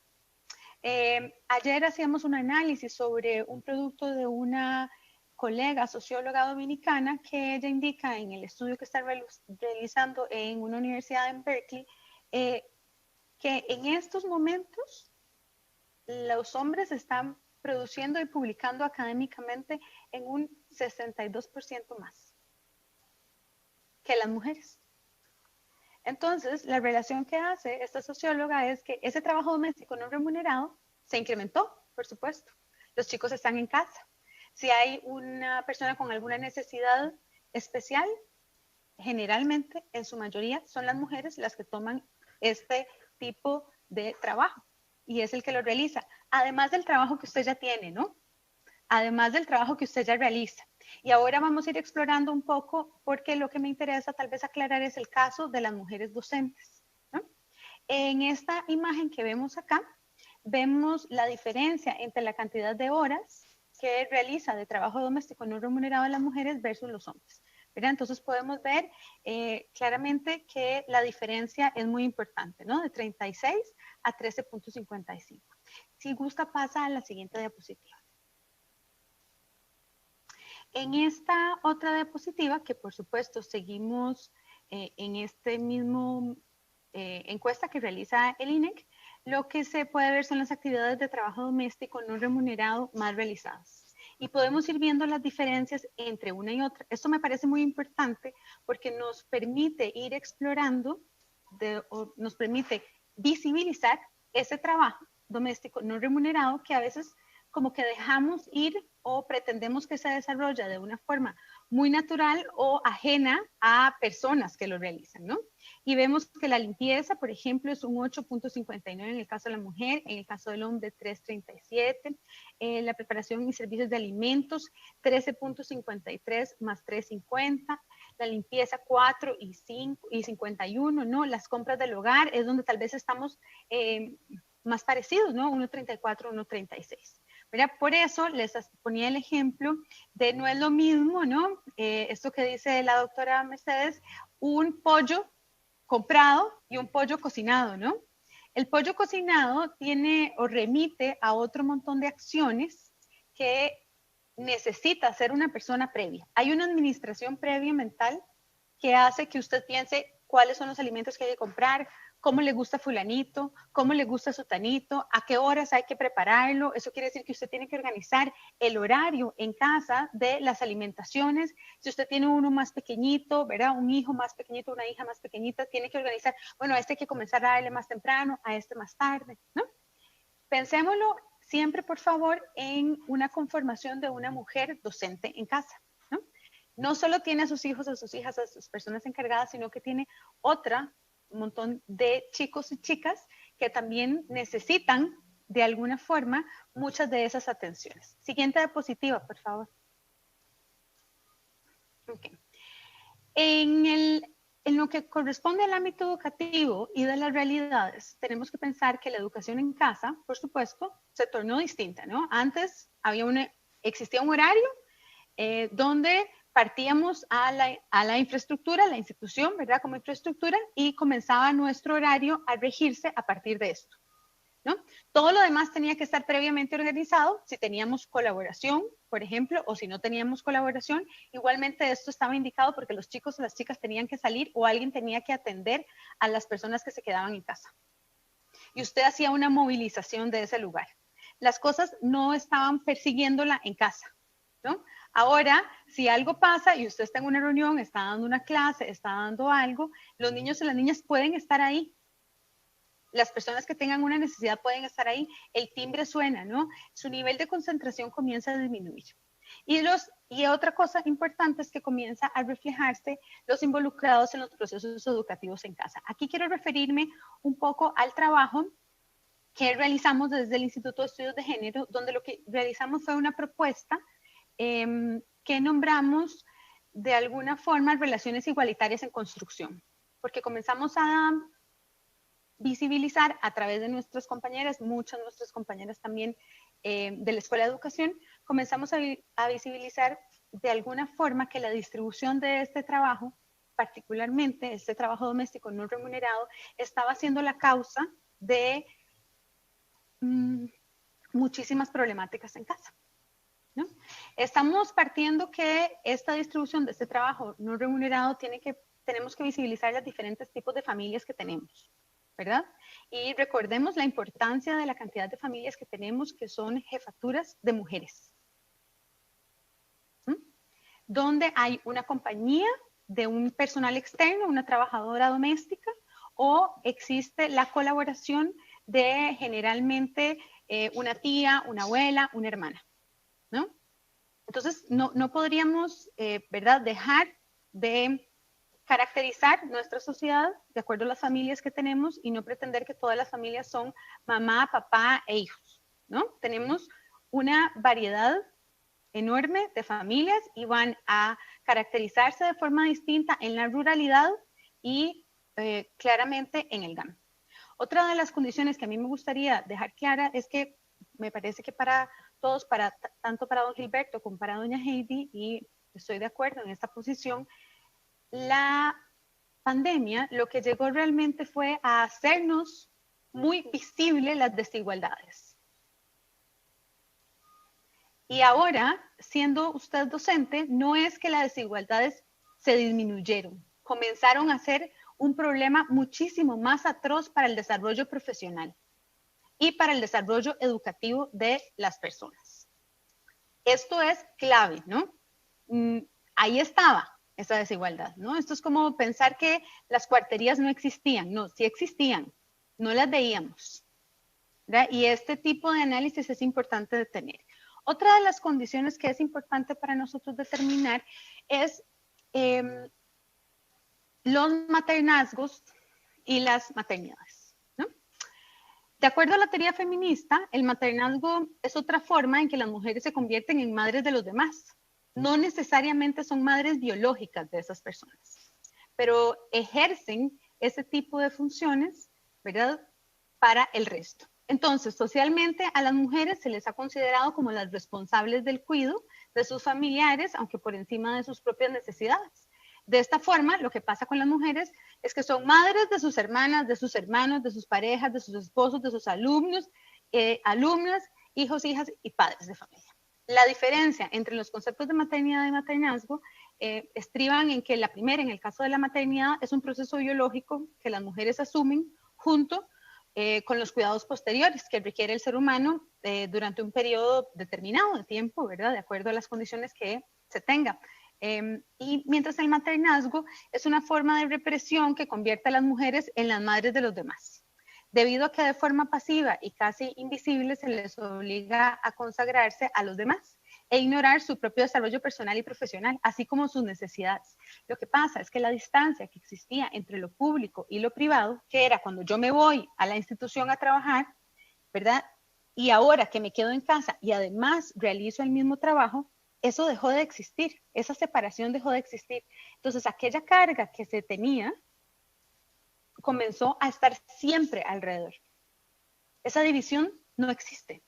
Por supuesto, hay que recordar a lo que planteaba un poco la antropóloga y feminista Marcela Lagarde, ¿verdad? Que todas las mujeres ejercen algún tipo de maternazgo, ya sea en la escuela, en la casa, con las amigas, ¿verdad? Con la mamá, con el papá, con la pareja.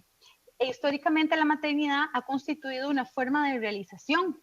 Por ello, aún las mujeres que no tienen hijos ejercen esto a través del maternazgo.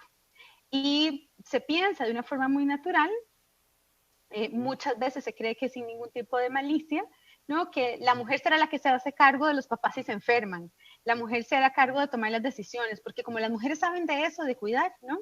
Esto no está alejado de la situación que se vive hoy día. Otra de las condiciones que es importante es el trabajo doméstico. El trabajo doméstico de una empleada doméstica ha sido una fórmula utilizada, ¿verdad? Un proceso utilizado para la colaboración del trabajo en casa. Porque es eso, es un trabajo, ¿no? Entonces, en estos momentos de pandemia que no, ¿verdad? Que se suspendieron este tipo de trabajos, ahí todavía más fue la recarga de estos trabajos para las mujeres. ¿Podríamos pasar la diapositiva, por favor?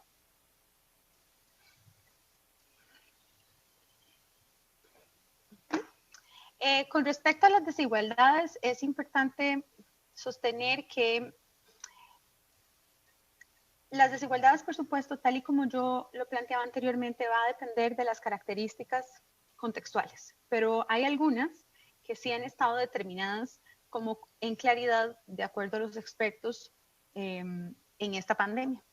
Hay potenciadores de esta vulnerabilidad que produce esta desigualdad. Dentro de estos potenciadores está, por supuesto, la edad, ¿verdad? Entre menor edad se tenga, más dependiente se es de algún otro adulto y se va a depender, valga la redundancia, del trabajo que realice esta persona. Otra de las condiciones es la condición migrante, ¿no? Mujeres migrantes también, ¿verdad? Por supuesto, la de discapacidad, la de género y orientación sexual, el origen étnico, ¿verdad? Es muy diferente ser un estudiante, por ejemplo, tal y como lo planteaba doña Heidi, en una universidad que está introduciéndose en el asunto tecnológico, si yo vivo en Talamanca, a, por ejemplo, si usted es un estudiante de la UNED, ¿verdad? Por la experiencia que se tiene en este desarrollo. Entonces, hay ciertas condiciones que, por supuesto, nos hacen más o menos vulnerables y frente a estas es que el accionar tiene que estar. Y otra de las condiciones es la condición de discapacidad. Si ya existía, por supuesto, una vulnerabilidad de esta población, en estos momentos la vulnerabilidad aumenta y por lo tanto la desigualdad. Y el riesgo de cualquier tipo de espacios violentos, porque esa es otra de las condiciones fundamentales. Este tipo de restricciones, de represiones, de situaciones donde la desigualdad aumenta en espacios que eran antes únicamente privados, pero ahora está esta combinación de lo público y lo privado, es muy probable que los espacios de violencia aumenten. Y es lo que hemos visto. Hay mayor cantidad de violencia contra las mujeres, contra los niños y contra las niñas. Si gusta, pasa a la siguiente diapositiva. Con esto yo voy a finalizar. Mi exposición era breve, pero yo quisiera tal vez anotar algunas condiciones que dejan este tipo de imágenes que tengo por acá. Las imágenes es una chica con un limpiador, ¿verdad? Y lo que dice el PNUD es que una de las consecuencias de la cuarentena es implementada en varios países a causa del COVID ha sido el incremento del trabajo no remunerado de las mujeres y las niñas en sus hogares. Eso quiere decir que no solamente son las mujeres las que van a realizar ese trabajo no remunerado. Además, está la docente en casa, tiene sus hijos o sus hijas, tiene que prestar atención a esta población. Y la reproducción generalmente de quién va a realizar esos trabajos domésticos no remunerados sigue siendo las mujeres.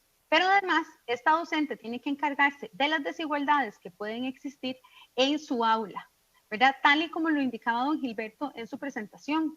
Al principio usted va a darle atención a las personas que tienen la posibilidad de la virtualidad, luego a las que medianamente lo tienen, y luego usted podrá asistir presencialmente a las comunidades a dar el servicio porque estas personas no tienen la posibilidad de tener acceso a la virtualidad. Entonces hay cosas que tenemos que tener claras. El trabajo no disminuyó para la mujer docente. El trabajo en ese momento ni siquiera me atrevería a indicar la cantidad de trabajo que esto representó. Pero en la parte privada, en lo que antes llamábamos esta parte privada, la desigualdad también aumentó. Porque si el trabajo en lo público aumentó, adentro también. Y lo que estamos haciendo parece ser es reproduciendo patrones de desigualdad en casa. ¿Por qué? Porque hay que resolver. ¿Cuál era la propuesta desde el Instituto de Estudios de Género a la hora de realizar esta campaña de relaciones igualitarias? Ok, lo que proponíamos era lo siguiente. Era, analicemos cómo se hacen las cosas en casa. ¿No? Analicemos cómo están distribuidas las tareas en casa. Ok, comencemos por ahí. Luego, veamos de esas tareas cómo podríamos distribuirlas de la mejor manera con el resto de la población que está en casa. Teniendo en cuenta varias cosas. No podemos enseñarle a todo el mundo en este momento a hacer tareas complejas. Las tareas tienen que estar distribuidas a partir de las habilidades que cada uno y cada una tiene. Por ejemplo, los más pequeños claramente no se van a poner a planchar una camisa, pero pueden hacer rollitos de las medias, ¿no? Pueden, los otros más grandes pueden darle una toallita y limpiar las manecillas de las puertas, ¿no? Pueden ayudar a lavar las verduras. Y conforme la edad va avanzando, así las habilidades se van desarrollando y la complejidad de las funciones. Pero para esto teníamos que tener una condición clara, y es que el espacio no podría haber violencia. Porque en el momento que hubiese violencia, cualquier tipo de movimiento de esta manera podría aumentar la frustración y por lo tanto poner en riesgo a la población que está dentro de la casa de ser víctimas de violencia. Finalizo con la otra imagen que aparece aquí. Es una mujer con un salveque, tiene un bebé en brazos y tiene una niña en short y camiseta que alza los brazos como en un símbolo, ¿verdad? Como entre alegría o que me alcen, ¿no? Y lo que indica el PNUD es que la vulnerabilidad ante una crisis socioeconómica derivada del COVID-19 en América Latina y en el Caribe se exacerba al ser la región con mayores niveles de desigualdad. La pobreza también tiene dimensiones de género. Y esto también era algo que, ¿verdad?, ha devenido de las presentaciones de mis dos compañeros este día. Don Gilberto lo planteaba, ¿verdad? La desigualdad la tenemos más, la pobreza existe más. No hay forma de taparla. Lo que tenemos es lo que hay. Y a partir de ahí, las decisiones tienen que ser tomadas para poder mejorar. ¿Mejorar qué en este caso? Mejorar la educación de las personas que quieren y pueden tener acceso a esto y tratar de ampliarlo de la mejor manera posible, teniendo claro que la perspectiva de género es una condición que ya no podemos dejar de tapar o invisibilizar.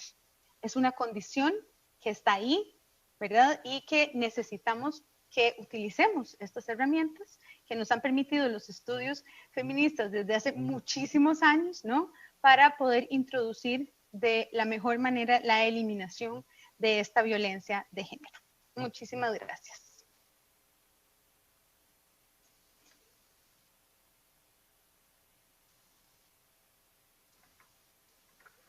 Muchas gracias a Natalia por su participación.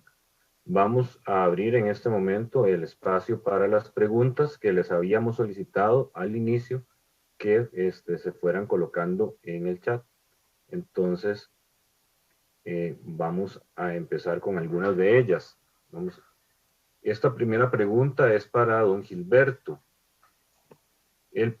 Preguntan sobre el curso lectivo. El curso lectivo se amplía el 21 de diciembre. ¿Cuál es el mensaje de esta decisión desde su óptica? Bueno, creo que es importante. Perdón, ¿y cómo buscan los sindicatos reivindicar el rol docente? Tal vez comentar esas dos preguntas. Bueno, en realidad nosotros como Junta Paritaria de Relaciones Laborales nos reunimos con los asesores jurídicos de la ministra y llegamos más bien al acuerdo, y tal vez el curso lectivo no cierra el 21, el curso lectivo cierra el 18 y van a tener oportunidad del 18 al 21 de realizar todo lo que son las graduaciones. Entonces, un centro educativo termina el 18 y el 19 puede hacer su graduación y cerrar automáticamente. El tiempo va a ser del 18 al 21 las graduaciones. Entonces, el curso lectivo cierra propiamente el 18. ¿Qué estamos haciendo las organizaciones sindicales? Bueno, nosotros tenemos una campaña importante a nivel virtual donde estamos trabajando sobre el papel y el rol del docente.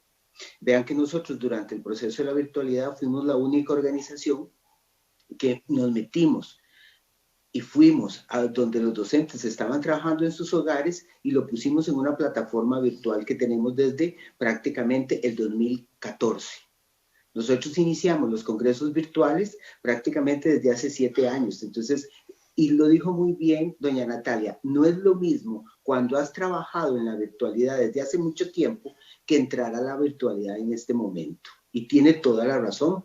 Nosotros ya teníamos la experiencia de la virtualidad porque nosotros atendíamos a 35,000 docentes en congresos virtuales, o sea, prácticamente se llamaban actividades paralelas virtuales. Hicimos videos, fuimos a la casa del docente, enseñamos las estrategias pedagógicas que el docente estaba haciendo. Y es por eso que los medios de comunicación no han podido deteriorar más la imagen del docente en este periodo de virtualidad, porque hemos demostrado que los educadores del sector público seguimos trabajando desde la casa y orgullosamente haciendo nuestra labor. Muchas gracias. La siguiente pregunta es para Heidi. ¿Existe diferencia en términos del trabajo docente en época del COVID-19 en el gran área metropolitana y la ruralidad? Sí, claro. Sí hemos identificado una diferencia importante, claro que sí. Vamos a ver, en la ruralidad muchos de nuestros estudiantes han experimentado el poco acceso que tienen a Internet, por ejemplo. En el área metropolitana, pues eso ha sido un acceso más fácil para el estudiantado. Esto no quiere decir que en el asunto de conexión a Internet hay una diferencia, pero en el asunto propiamente de las situaciones adecuadas para poder tener digamos, las clases en la presencialidad remota en las familias, no es tanta la diferencia. Nosotros hemos tenido que incorporar una serie de estrategias, ajustes y apoyos, tanto a estudiantes en el área metropolitana como a estudiantes en las zonas rurales, ¿verdad? Con la única diferencia que en la zona rural la conexión a Internet es más difícil, pero sí hemos tenido que hacer alguna serie de ajustes bastante importantes, y no solo metodológicos, también de acceso a materiales, a computadoras, a alimentación, entre otro tipo de estrategias.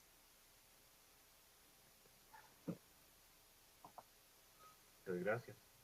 La siguiente pregunta es para Natalia. Dice, ¿por qué las mujeres docentes no generan una planificación de labores domésticas no remuneradas de una manera que todos los que viven en la casa participen equitativamente?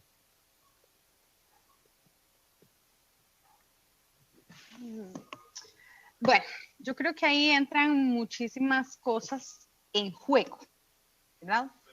Hablamos ahora que el trabajo de las mujeres no tendríamos claro de qué manera si se duplicó, si se cuadruplicó, en qué manera. Y aún así lo que se está solicitando es a esa misma mujer que haga el trabajo de hacer la distribución del trabajo. ¿No? ¿Por qué no todos proponemos algo en casa para que la distribución sea lo menos desigual posible? ¿Por qué tendría que encargarse esa misma mujer de hacer esa misma distribución? O sea, no estaríamos saliendo de esta misma perspectiva patriarcal, ¿no? No, entonces a usted también le toca distribuir. No, nos toca a todos y a todas las personas que estemos dentro de la casa. No es una tarea que únicamente es de las mujeres. Por eso se exponía el asunto del maternazgo y las maternidades. Esta construcción social represiva, que la mujer es la que se tiene que encargar de todos los elementos de cuidado, no es la adecuada, es desigual, ¿verdad? Entonces, esto tendríamos que tenerlo claro. No le corresponde a la mujer, nos corresponde a todas las personas que estemos viviendo en casa. Uh-huh.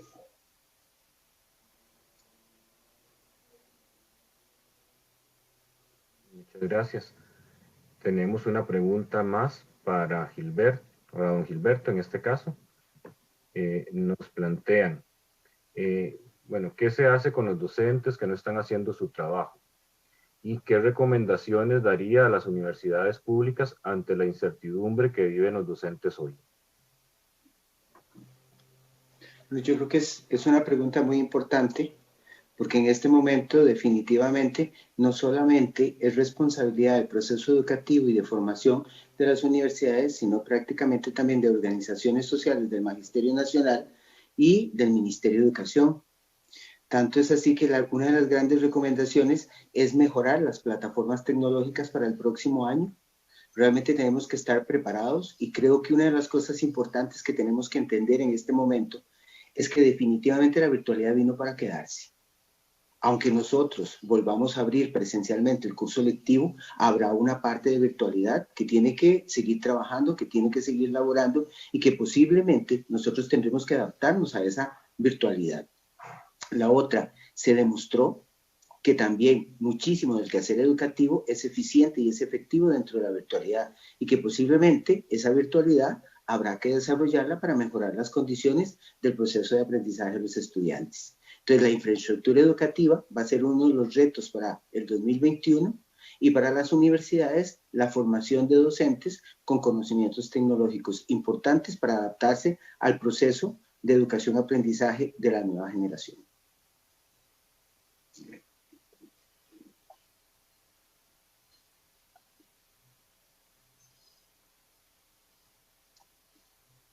Como cierre de esta actividad, Pablo García, coordinador de la Comisión de Decanos de Educación, hará una síntesis. Vamos a tomar algunos elementos de los que han venido mencionando los tres expositores. En el caso de don Gilberto, pues nos habla de los diferentes procesos de análisis que han venido realizando con el Ministerio de Educación Pública y algunas situaciones de problemas que se vinieron desarrollando y que han visto en esa parte de análisis. Menciona particularmente, por ejemplo, la situación de la desconexión virtual, ¿verdad? Que ese contacto 24/7 que ha generado algún agotamiento en ese nuevo fenómeno de carga laboral en la virtualidad. Que también, bueno, dentro de la educación no se consideraba dentro de lo que correspondía al teletrabajo y han tenido que venir adaptando todo esto para su labor docente. Mencionó las diferentes condiciones con las que cuentan los estudiantes para el trabajo de la educación y las diferencias que existen si acceden a ellas en la mañana, en la tarde, en diferentes circunstancias. Muchos estudiantes no contaban con ese recurso tecnológico y aún hoy algunos centros educativos pues no cuentan con los recursos a pesar de los apoyos que se han venido dando, ¿verdad? Por ejemplo, la falta de velocidad en Internet. Se han venido determinando algunas amenazas contra el trabajo docente. Por ejemplo, mencionó la eliminación del ajuste en el costo de vida y la eliminación del derecho a la anualidad en para el año 2021-2022. También hizo mención al trabajo que han venido realizando por lo de la convención colectiva con el ministro de Educación Pública y el presidente de la República, donde se ha buscado asegurar pagos como la parte del aguinaldo, el salario escolar, y menciona que en todos estos procesos los docentes han venido teniendo una pérdida en sus derechos emocionales, ¿verdad? Como se han visto que los docentes han estado poco valorados en algunas regiones y se consideran un poco maltratados. Los salarios de los docentes enfatiza que no en muchos casos son altos, sino más bien que son bajos. Habla también sobre la firma de la convención colectiva y cómo pues ha tenido diferentes tipos de reacciones pues en estos días, particularmente toda la situación de las plazas que se mencionaron.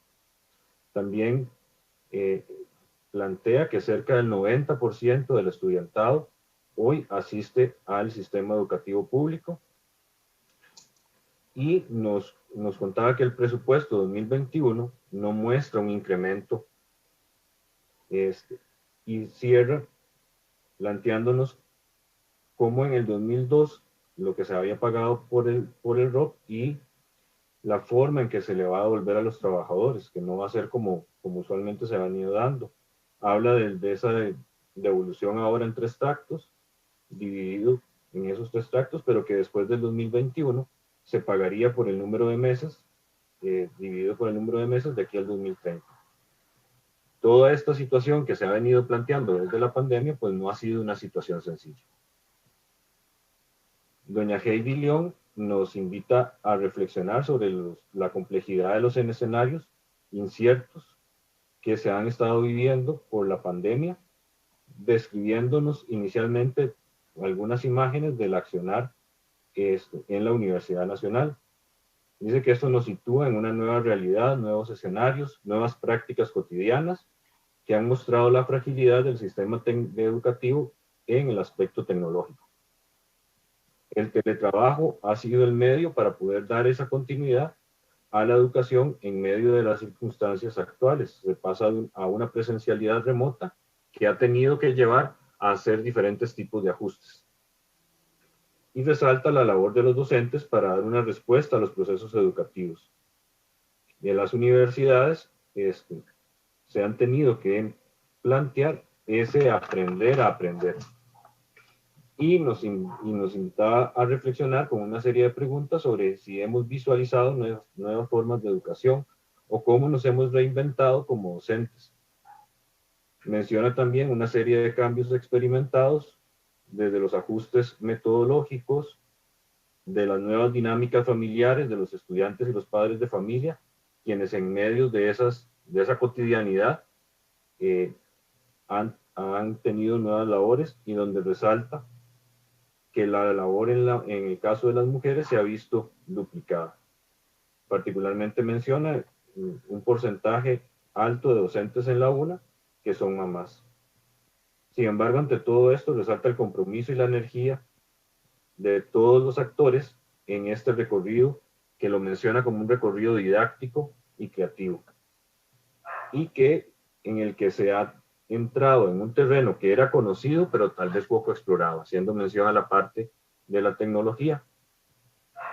También nos proporciona una serie de datos, tanto de los docentes como de los estudiantes, particularmente en el caso de los estudiantes, cuántos tienen ese acceso al Internet, cómo es ese acceso que es básico, compartido con sus familias, algunos que no tienen computadora y algunas acciones de la UNA, como la entrega de chips o las de computadoras.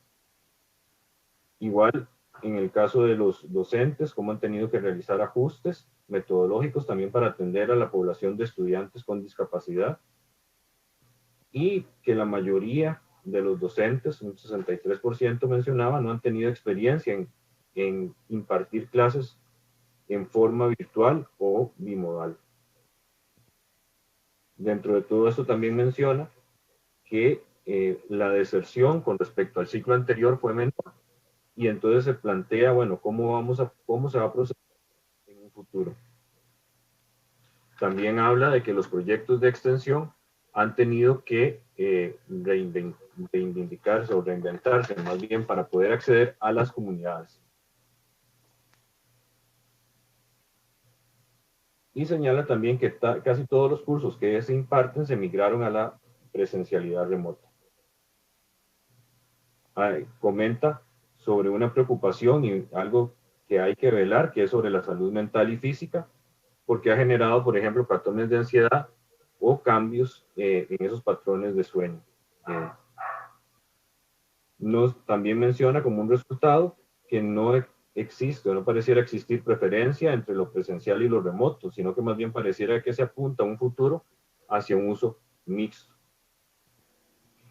Y señala 3 momentos en este proceso: un momento columpio de lo inesperado, lo arriesgado y los cambios, que se ha tratado de asumir con mucho compromiso; un momento de salto un poco más seguro, menos tenso, pero donde se dan cuestionamientos importantes como la parte de la evaluación, cómo se va a evaluar o cómo se van a implementar nuevas estrategias.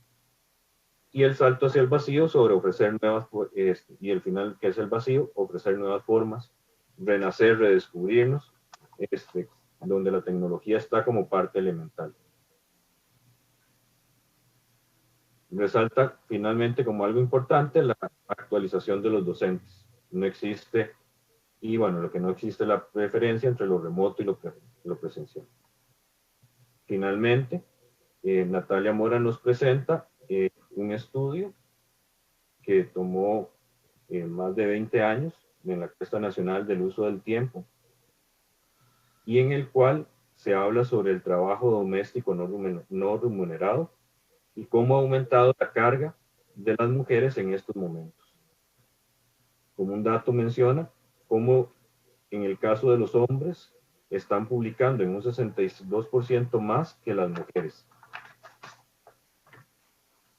Este estudio viene a visibilizar el trabajo doméstico no remunerado y mencionan aspectos como la preparación de alimentos, el hacer las compras, la limpieza, y la comparación que se hace entre hombres y mujeres ante estas diferentes tareas. Y nos hace pensar en todas las demandas que cada una de ellas conlleva para la persona que va a realizar la actividad, particularmente en el caso de las mujeres. Durante toda su presentación nos invita a que nos visualicemos todo esto que nos comparte desde el rol de la mujer docente que está en las casas y sobre la que hay una carga fuerte de este trabajo doméstico no remunerado. Señala también que la pandemia llegó a hacernos más visibles las desigualdades y que esto fue mayor para el desarrollo profesional de las personas. No es que no existieran, que no estuvieran ahí, sino que se vienen a visibilizar más. Habla sobre el término de los maternazgos y cómo la mujer ha asumido ese rol materno ante las demás personas, las responsabilidades de los otros y cómo se recurre a ella para asumir ciertas labores, como por ejemplo el cuidado de personas enfermas en la casa o los papás.